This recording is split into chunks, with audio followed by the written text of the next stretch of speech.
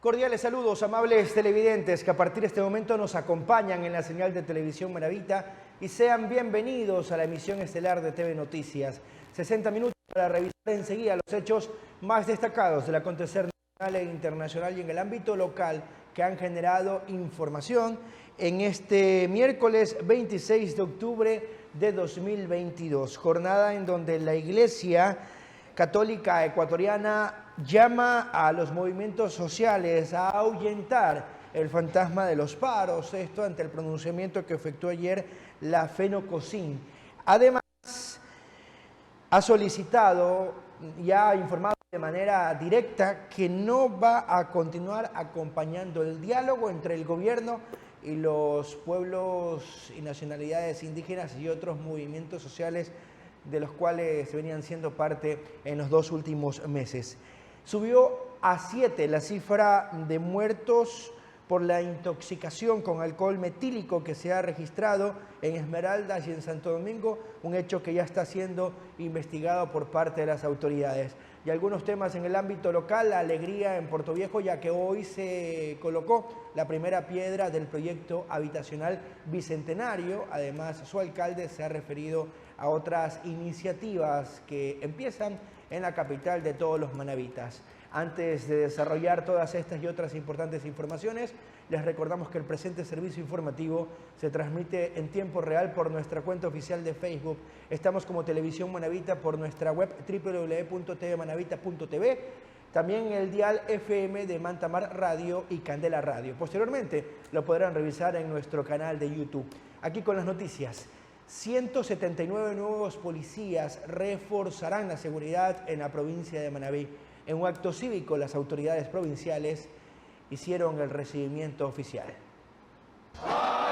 Con un acto cívico-policial en el que participaron autoridades de la provincia de Manabí, se dio la bienvenida a los 179 policías que reforzarán la seguridad ciudadana. Vienen con esa predisposición de trabajar junto a la autoridad, de trabajar por la ciudadanía, por aquellos grupos vulnerables y hacer lo mejor posible, con mucha capacitación, con mucho profesionalismo en todos los sectores. Los guardianes del orden serán distribuidos de manera estratégica en los 22 cantones de esta provincia. Además, se solicitó el trabajo coordinado con las autoridades de justicia. Es la colaboración que hemos prestado y seguiremos prestando a la institución policial para diferentes instancias dentro de los procesos judiciales. En cuanto al equipamiento logístico para los elementos policiales, se dijo: la colocación de recursos por parte del gobierno central, se han estipulado 1.200 millones de dólares que serán distribuidos en los próximos 3 años para continuar el equipamiento con vehículos, con carros blindados, con armamento, y de esa manera los policías que se están incorporando también puedan contar con todas las herramientas posibles. Con este incremento de 179 policías en esta provincia se busca disminuir el índice delincuencial y fortalecer la seguridad y tranquilidad de los manavitas. Informó Marcelo Ruiz.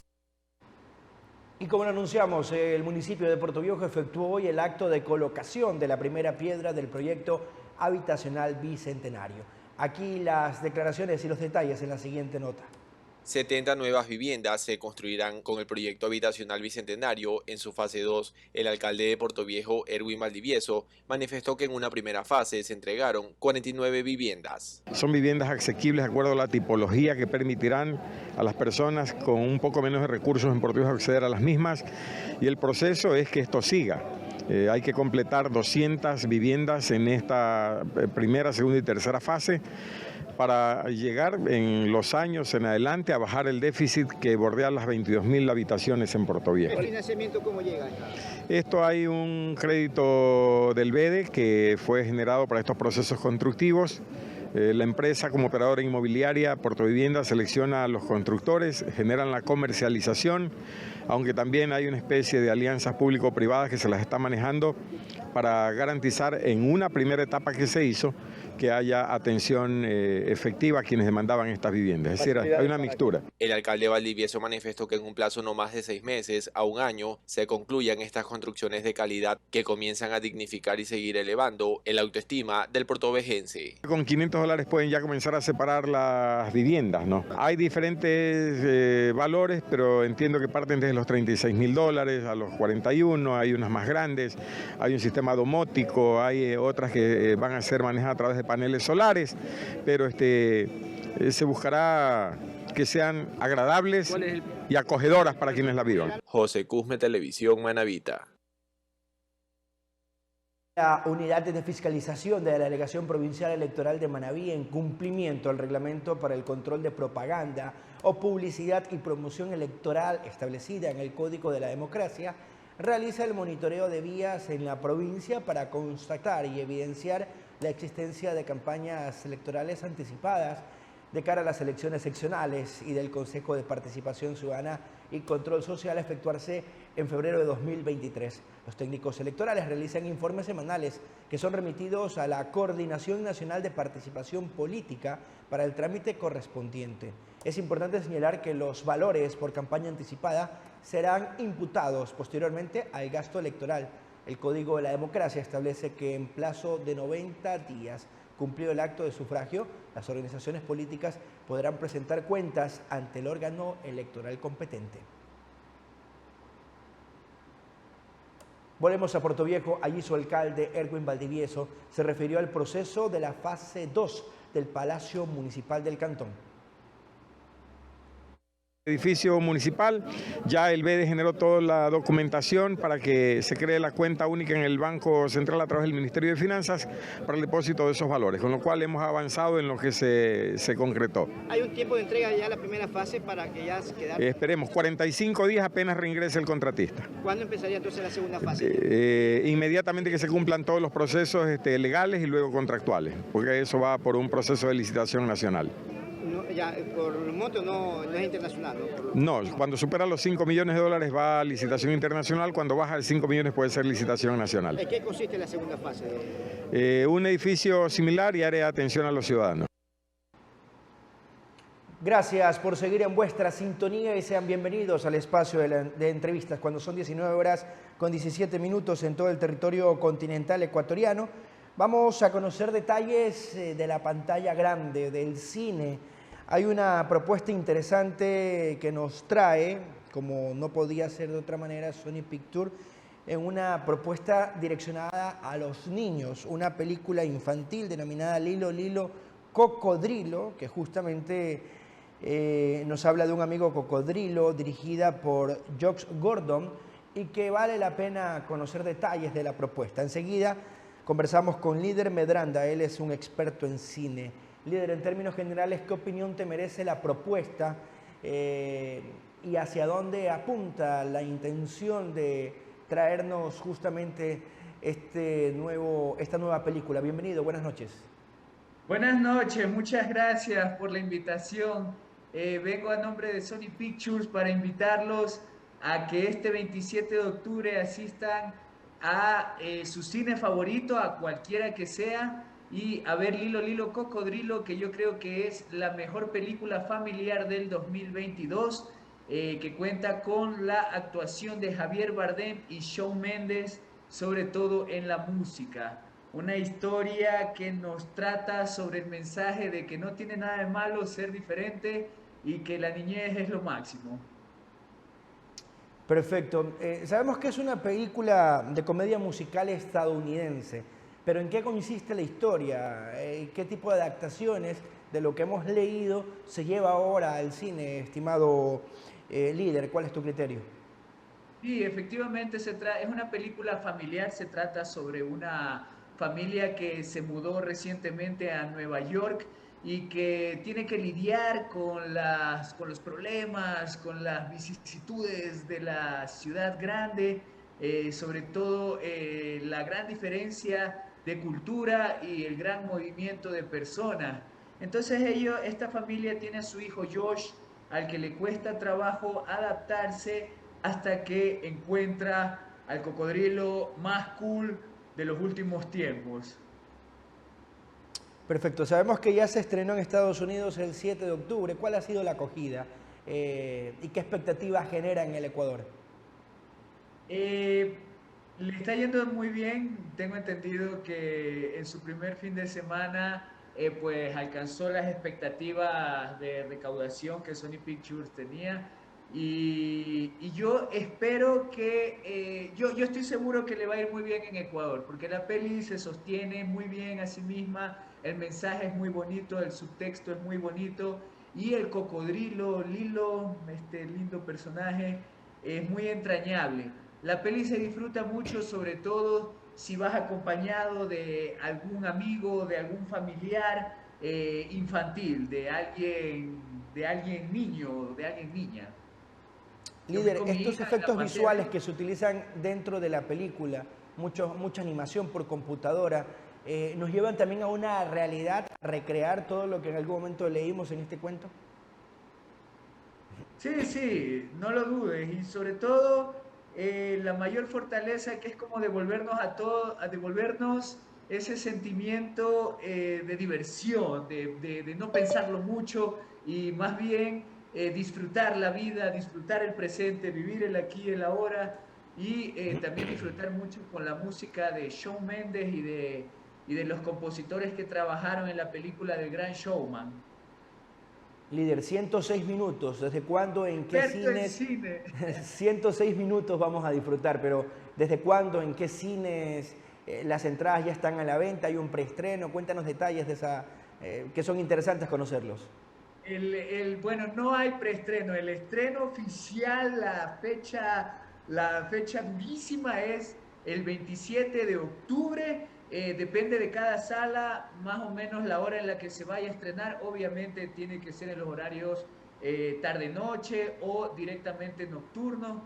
Y pues en el cine favorito. Todos los cines del país, anda nomás al que más te guste. Eso sí, anda acompañado, anda en familia, con tu hija, con tu hijo, con sobrinos, con nietas, etcétera, etcétera, etcétera. Abuelas también, por supuesto. En buena hora, ahí estaremos pendientes. Líder, gracias por los criterios y buenas noches. Buenas noches. Líder Medranda, vocero de Sony Pictures, y los detalles en torno a esta película infantil Lilo, Lilo, mi cocodrilo, que se estrena este fin de semana en los cines del Ecuador. Vamos a una pausa, me indica producción, y cuando regresemos tendremos otras importantes temáticas que desarrollar y otros temas que abordaremos también en nuestro espacio de entrevistas. Esta es la emisión estelar de TV Noticias, aquí en la señal de Televisión Manavita. Regresamos. 19 horas con 26 minutos, regresamos aquí en la señal de Televisión Manavita. Hay muchos mitos respecto a lo dañino, perjudicial que puede ser el café en la vida de una persona, el consumir la cafeína. Son interrogantes que vamos a plantear enseguida para justamente despejar esas dudas. Y eso que durante años se ha venido repitiendo y escuchando. Para que ello agradecemos por la gentileza, nos atiende vía telemática Paola Sánchez. Ella es nutricionista de Café Minerva, una especialista en el tema y justamente nos va a orientar. Estimada Paola, bienvenida. ¿Qué nos puedes contar en términos generales de estas creencias y de lo que en realidad pasa en la práctica y lo que la ciencia nos ha comprobado? Bienvenida, buenas noches. Hola, buenas noches. Sí, bueno, efectivamente, con Café Minerva estamos haciendo una campaña para aclarar todos estos mitos acerca del café y más bien dar a conocer todas las propiedades y beneficios que tiene el consumir café, ¿no? Perfecto. Le preguntaba, ¿cuáles son las principales dudas que nos puede despejar en términos generales de lo que se ha venido repitiendo a lo largo de los años y que tal vez se ha ya asentado como una certeza? ¿Cómo desvanecer esas posturas? Bueno, mira, por ejemplo, uno de los mitos más frecuentes que he escuchado es que las personas con hipertensión arterial no pueden consumir café, y realmente este es un mito porque de hecho la Asociación Europea de Cardiología se dice que tomar 2 tazas del café al día es seguro, ¿ok? Así que de hecho ahora hay múltiples estudios también que hablan sobre todos los beneficios del café debido a la gran cantidad de antioxidantes y polifenoles que tiene el café. Está relacionado inclusive a mejorar la diabetes tipo 2, artrosis, inclusive ciertos tipos de cáncer, que en la actualidad están muy en boga las propiedades del café, ¿no? O sea, más bien tiene ventajas en vez de desventajas. Perfecto. También nos han dicho que el café tiene mucha relación con la mortalidad o el agravar enfermedades o simplemente acelerarlas. Científicamente, ¿qué se ha comprobado respecto a estas aseveraciones que durante años hemos escuchado? Bueno, pues te cuento que todo lo contrario, de hecho, está relacionado a mejorar la calidad de vida y inclusive se ha visto que las personas que consumen café tienen una mejor, por así decirlo, como una mejor o menos riesgo de mortalidad, o sea, más que es por causas naturales que por otro tipo de patologías. Así que todo lo contrario, el café está permitido. Lo único que hay que tener en consideración es no excedernos de 4 tazas al día, nada más. Esa sería como la observación que hay que tener en cuenta. Perfecto. El café se dice que contiene más de 1000 compuestos químicos y muchos de ellos ya están ampliamente siendo investigados. ¿Qué se conoce al respecto? Bueno, como te decía, justamente una de las propiedades o beneficios del café es justamente, bueno, la cafeína, que también se la ha relacionado a mejor rendimiento deportivo. Por eso es que muchos suplementos deportivos contienen cafeína, debido a las múltiples propiedades o los efectos de la cafeína. Entonces, como decía, tiene muchas ventajas el tema de consumir café, tanto así que muchos productos deportivos incluyen cafeína dentro de sus ingredientes. Es muy normal escuchar a alguien, sin café no puedo iniciar el día, sin café no me siento igual en el desarrollo de la jornada. ¿Es adictivo el café? No, el café no es adictivo, simplemente hay que recordar que es un psicoestimulante natural, que efectivamente me va a mantener mucho más alerta, pero es un psicoestimulante natural, o sea, no es algo que te va a crear adicción, y el consumo de 2-3 tazas de café al día es seguro para una población en general. A ver, sabemos que cuando uno toma café, la cafeína rápidamente la absorbe el cuerpo y lo recomendable desde el ámbito científico son 3 tazas de café diario. ¿Qué pasa si se excede? Por ejemplo, hay un mito, si tomo mucho café no puedo dormir esta noche. ¿Es real aquello? Bueno, sí, el exceso puede ser un poco perjudicial, en especial puede ser relacionado a taquicardia, a insomnio, pero esto va a depender justamente por el exceso. Sabemos que por muy bueno que sea un alimento, en exceso, todo en exceso puede llegar a ser inclusive perjudicial. El efecto del café en el cuerpo, ¿cuánto tiempo es lo que dura? Aproximadamente 3 horas, por eso sí es que, por ejemplo, el tema de hasta qué hora se puede tomar café es un tema muy individual. Lo que se aconseja como algo general sería por lo menos consumirlo 3 horas antes de acostarnos, pero este es un tema de bioindividualidad, porque hay personas que tienen consumo de café antes de dormir y no presentan problemas de insomnio. Hay una elección que es controvertida, principalmente para los padres. Por ejemplo, hay quienes cuidan mucho no dulces, no cafeína a los niños. En mi caso, muy permisivo aquello. ¿Es lo recomendable? ¿Qué es lo correcto? ¿Debería permitírsele a un niño que le gusta el café ingerirlo o a partir de qué edad? Bueno, lo puedes incluir a partir de los 13 años. Como sabemos, es un psicoestimulante natural, entonces sí lo podrías incluir tranquilamente. Ajá. Perfecto. ¿Hay que dárselo de acuerdo al peso, de acuerdo a algún lineamiento en cuanto a la cantidad para ellos? Bueno, ahí como lo mismo, sería 1 taza de café al día, inclusive, por ejemplo, si está permitido en mujeres embarazadas. Por ejemplo, es seguro tomar 1 taza de café al día también en mujeres embarazadas. No está contraindicado, entonces también es importante aclarar todas estas dudas que entornan el café. Se dice que cuando más oscuro es el café es más fuerte y que si se lo tuesta demasiado al café pierde sus propiedades naturales. ¿Qué significa eso para la salud?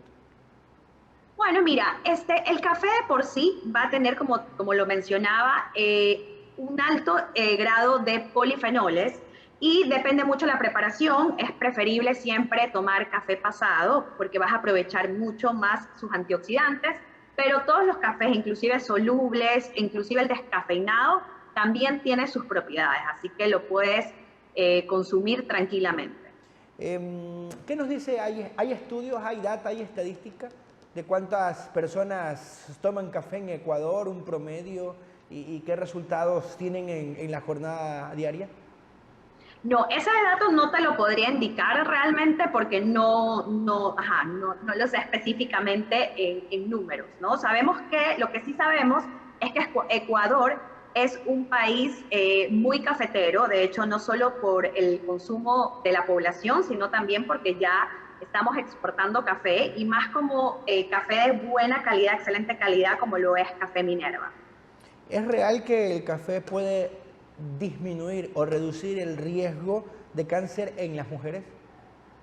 Sí, como te decía, está muy relacionado a disminuir el riesgo de cáncer, que la verdad es que ahorita el tema del café están múltiples estudios de todos los beneficios. Está relacionado a mejorar inclusive el Parkinson y ciertos tipos de cáncer. Hay quienes prefieren el té en vez del café. En la parte médica, en la parte de la nutrición, ¿qué significa aquello? ¿Hay algún beneficio o algo que pueda perjudicarlo?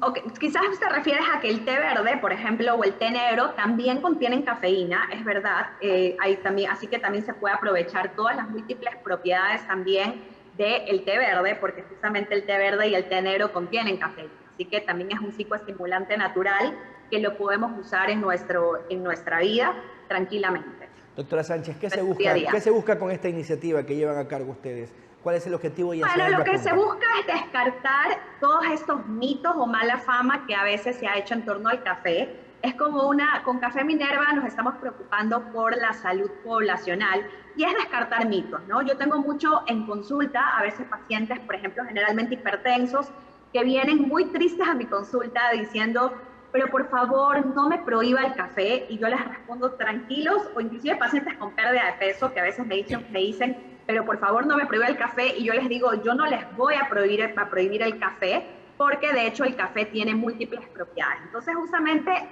esta campaña es para aclarar todos estos mitos y que realmente podamos disfrutar de una bebida tan deliciosa y tan nutritiva como es el café.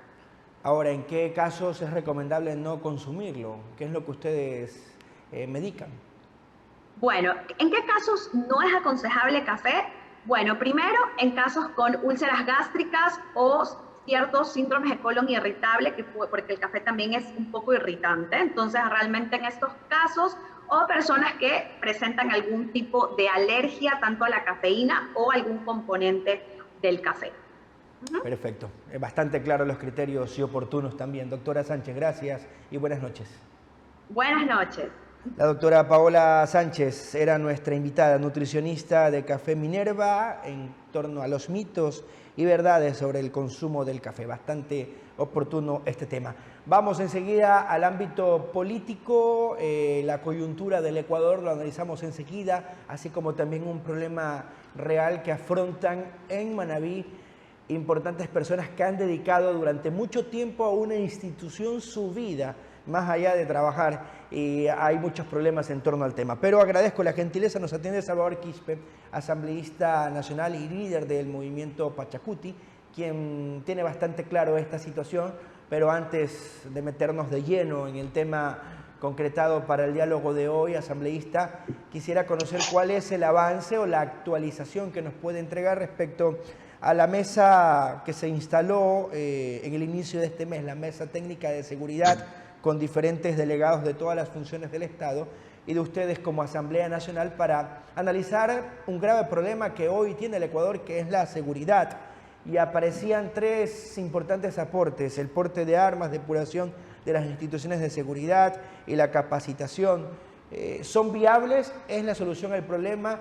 ¿Qué actualidad nos puede entregar en torno a este tema? Bienvenido, buenas noches. Buenas noches, Carlos. Qué gusto saludarlo a usted, a sus colegas y sobre todo a la audiencia de la televisión manabita. Efectivamente, se está tratando estos temas. Por un lado, ya se aprobó la ley del uso progresivo de la fuerza, que fue un pedido hecho por el Ejecutivo. Se aprobó y la ley está vigente y esperamos que sirva para ir aplacando el problema de la delincuencia, de la inseguridad que soporta el pueblo ecuatoriano. Por otro lado, hay otra ley que está avanzando también, que tiene que ver con la necesidad de garantizar las pruebas de confianza, por ejemplo, de la Policía Nacional. En ese sentido, nosotros hemos hecho algunos aportes. Personalmente ingresé hace un par de días algunos aportes para esa ley que tiene que ver con la propuesta para que toda la Policía Nacional, los agentes de tránsito, porten permanentemente al momento de cumplir con sus obligaciones, porten una cámara personal, lo que en el norte le llaman los body cams, a fin de que esta cámara pueda registrar cada uno de los actos, de las acciones que cumplen, ya sea los agentes de tránsito, la policía, con el propósito de evitar que, por ejemplo, los agentes de tránsito caigan en la tentación de coimar a los infractores de tránsito y vayan por encima de la ley. También estos aportes incluyen que los controles que se deben hacer para ingresar a las cárceles, todos los ingresos deben pasar por un control digital y no como hoy nos hacen los controles físicos, y ya sabemos que a través de estos controles físicos no hay la suficiente capacidad para evitar el ingreso de armas. Y estamos viendo las masacres al interior de las cárceles con armas que de repente asoman allí y que nadie sabe cómo ingresó. Estamos poniendo también que los responsables de este manejo de estas tecnologías digitales tienen que responder con una sanción drástica si es que no se da el reporte necesario e inmediato cuando estas tecnologías digitales se dañan o no hay la atención inmediata para arreglar y permiten que estén allí dañados. Hoy mismo nos dicen, algunas cárceles sí tienen estos controles digitales, pero de nada sirve porque están dañados. La ley tiene que ordenar una sanción para aquellos servidores de las cárceles que no atienden para que estos implementos estén funcionando como debería ser. Más allá de estas disposiciones legales, que entiendo yo es hasta donde ustedes podían actuar desde las competencias y atribuciones entregadas desde la normativa para los legisladores, pero ¿qué acciones complementarias desde la política pública, desde la voluntad política, deberían ir de la mano para que se consiga el objetivo, ¿no? Que Ecuador vuelva a ser un país seguro, que tengamos estabilidad en muchos aspectos en los que hoy el entorno familiar no puede desarrollarse, asambleísta? El tema del porte de armas, Carlos, es un tema que debemos evaluar detenidamente los ecuatorianos. Nosotros no nos oponemos a evaluar, a analizar la posibilidad del porte de armas. Sí debo manifestar, sí nos preocupa como movimiento Pachacuti, como movimiento indígena.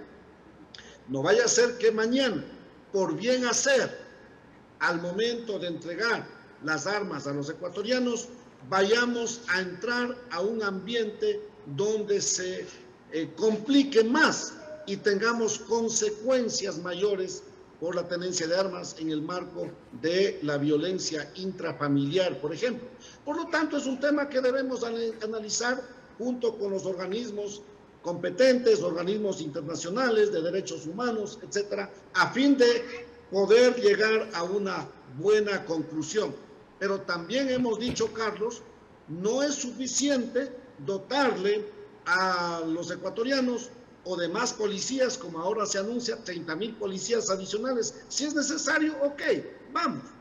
Pero vemos que además de dotarle de policías, de armas, de otros implementos para que la policía pueda actuar, también es necesario ir resolviendo los problemas de la falta de empleo, de trabajo, de ingresos, que es un problema profundo en los ecuatorianos y lo que motiva en un gran porcentaje que nuestros hermanos ecuatorianos caigan en los actos de delinquir o caen en las manos de las grandes redes del narcotráfico.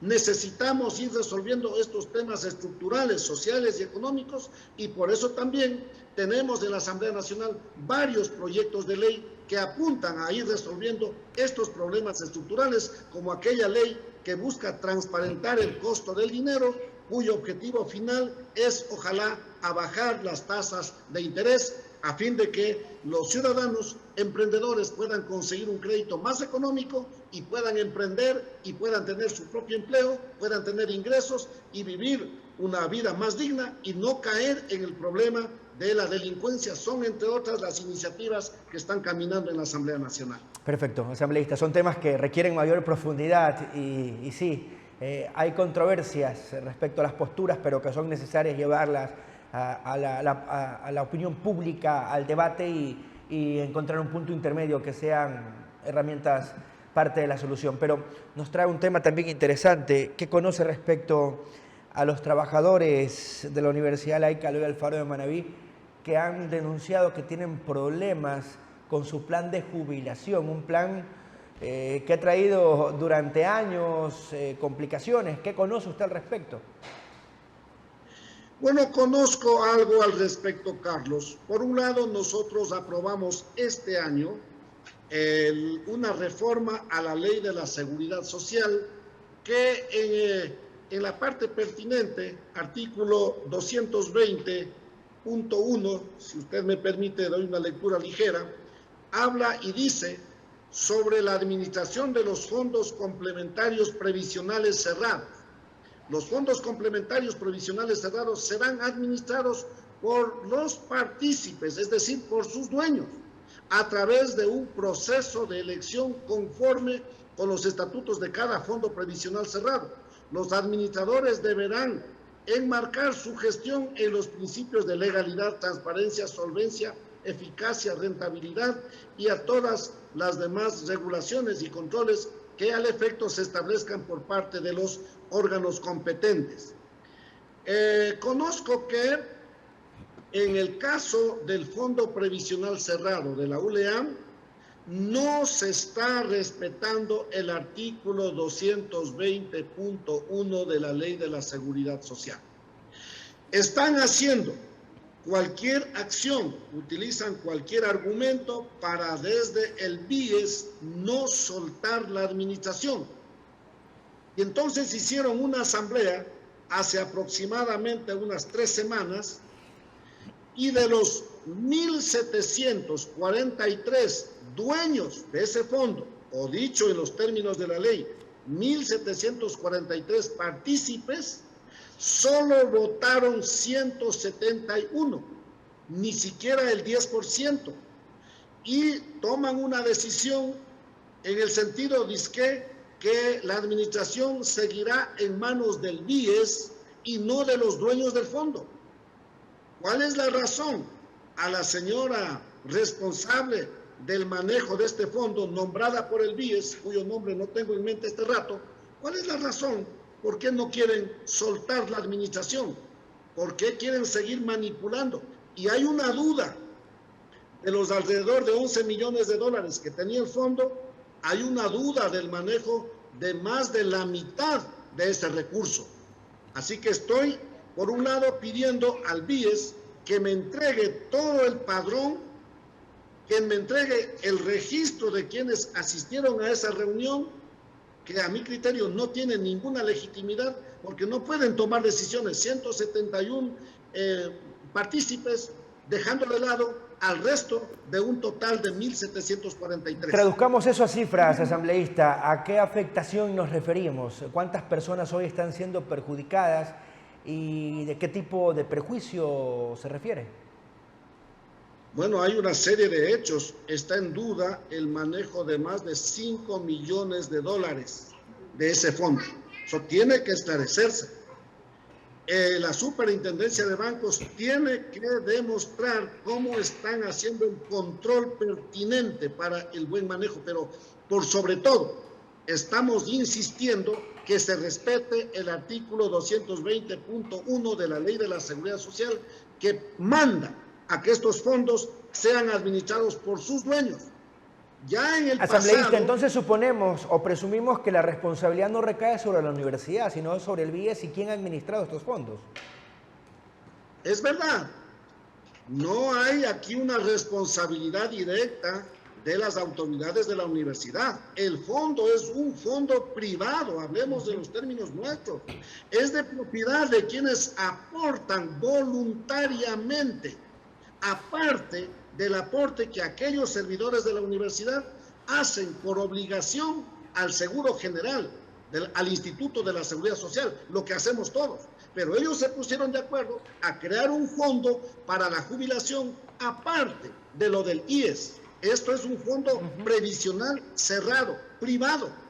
Pero sí hago una invitación al señor rector de la universidad, como parte de este fondo, ayuden a transparentar y sobre todo exijan que la ley se cumpla y el fondo sea administrado por sus dueños. Valía la pena esa aclaración y conocer esa puntualización. Asambleísta, ese es el problema. ¿Qué solución inmediata le ve? ¿Qué acciones va a emprender más allá de estas palabras de apoyo a los perjudicados? ¿Cómo traducirlo en hechos? Bueno, ya ahora mismo está nombrándose ya por fin el directorio del IES.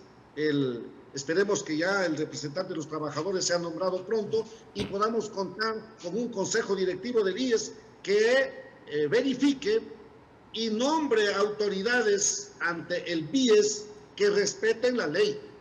Y por supuesto, si es que las autoridades del consejo directivo del IES no hacen una gestión para respetar la ley a través del gerente o de los representantes del banco, del Instituto de la Seguridad Social, a nosotros nos tocará entonces tomar cuentas a las máximas autoridades del Consejo Directivo del IES y podría llegar hasta los respectivos juicios políticos y la destitución de esas autoridades. Por lo tanto, nosotros lo que hacemos es en este momento advertir para que estas autoridades máximas conozcan de estas acciones u omisiones por parte de las autoridades del BIES y eviten estos desenlaces. Esto es corrigiendo este mal manejo que en este momento de una manera arbitraria están haciendo las autoridades del BIES con su respectivo delegado,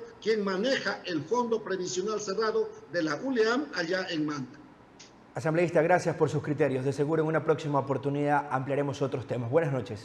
Muchas gracias, Carlos, y una invitación: el día viernes a las 2 de la tarde estaremos en la comuna de Río Manta, reunido con alrededor de 30 comunas para verificar la legalidad en algunas gestiones que están haciendo de sus tierras. Así que saludo a las comunas y allá nos vemos el día viernes, Dios mediante, para conocer y verificar que las cosas se hagan bien, respetando en este caso las tierras de aquellas comunas. Ojalá podamos vernos por allá tarde. Estaremos pendientes del desenlace. Era Salvador Quispe, asambleísta nacional por el Movimiento Plurinacional Pachacuti. Vamos a una pausa y cuando regresemos hablaremos de arte y cultura, una propuesta que llega a Manta mañana. Les contamos cuando regresemos de la pausa. Recta final del informativo de hoy y vale la pena conocer detalles de una propuesta teatral que llegó a Manta ayer y por el éxito alcanzado se repite mañana. ¿De qué se trata? ¿De qué consiste esto que lleva a cabo el grupo de teatro Hokai, que durante más de 15 años ha venido fomentando el arte y la cultura en la provincia y en el país? Justamente nos acompaña Ricardo Granizo, actor de dilatada trayectoria, que nos ha visitado durante estos días acá en Manta, y lo propio Javier Villasís. Ellos son parte del grupo que nos están deleitando con esta obra. Ricardo, primero, bienvenido a Manta. ¿Qué sensaciones te deja el recibimiento y cómo calificar esta primera experiencia en la Sala MAT y de lo que significa la propuesta denominada Ellas? Bueno, muchísimas gracias. Yo muy contento de ver la aceptación del público el día de ayer. Tuvimos éxito y esperemos que ese mismo éxito se repita el día de mañana. Yo vengo a los tiempos a trabajar acá en Manta, gracias al grupo Hokai, gracias a Norita, que es la directora, Nora Escobar, y es escritora de la obra, que me invitó a participar. Ser parte de este grupo me ha dado mucha alegría porque conozco nuevas personas. Este es un mercado que yo no lo había visitado hace bastante tiempo atrás, desde cuando venía con el grupo exitoso que trabajaba en televisión. Y ahora, bueno, pues con mucho éxito, muy contento con el público y espero que el día de mañana, 27 a las 7 de la noche, nos visiten en la Sala MAC con Ellas. Javier, ¿cómo surgió esta iniciativa, Ellas, y de qué se trata la propuesta? Bueno, te cuento que esta historia ya se ha venido trabajando desde 2018, por problemas de pandemia no se la siguió, pero ahora como ya nos sacamos la mascarilla, pues se decidió retomar esta linda obra. Ha venido con un proceso bastante largo, bastante grande. Y bueno, hemos llegado, ahora se han hecho algunas adaptaciones a la historia original, en el trabajo de dirección y también en el libretaje.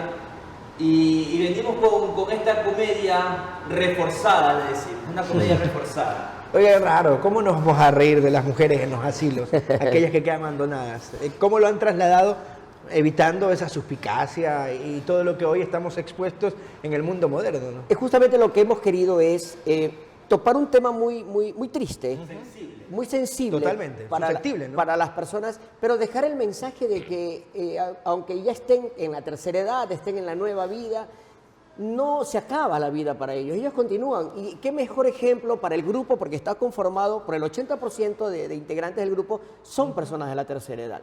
Son profesionales, jubiladas, que han decidido a esta edad hacer lo que les apasiona, hacer lo que les gusta, que es el teatro.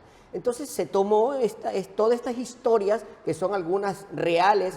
Norita, ella es psicóloga, entonces ella visitó algunos lugares y algunos asilos y sacó historias de cada una y se ha jugado con comedia como para que no sea tan fuerte el mensaje, ¿no? Entonces la gente se ríe, pero recepta el mensaje de no abandonarlas, que ellas necesitan amor, comprensión, alegría y compañía de sus seres queridos. Javier, ¿estas historias se cuentan de manera simultánea, una por una? ¿Cuál es la metodología durante 1 hora 15 que dura esta propuesta? La historia se desenvuelve dentro del asilo. Dentro del asilo pues pasan algunas situaciones propias de las enfermedades que se inventó Norita para los personajes. Tenemos una persona loca, tenemos una tartamuda con Parkinson, bueno, un sinnúmero ciega. Lo que uno ve en un asilo, ¿no? Exactamente. Lo que uno ve en un asilo. Y es una sola situación. Es la situación de cuando llegan y dejan botada a una persona por primera vez en un asilo.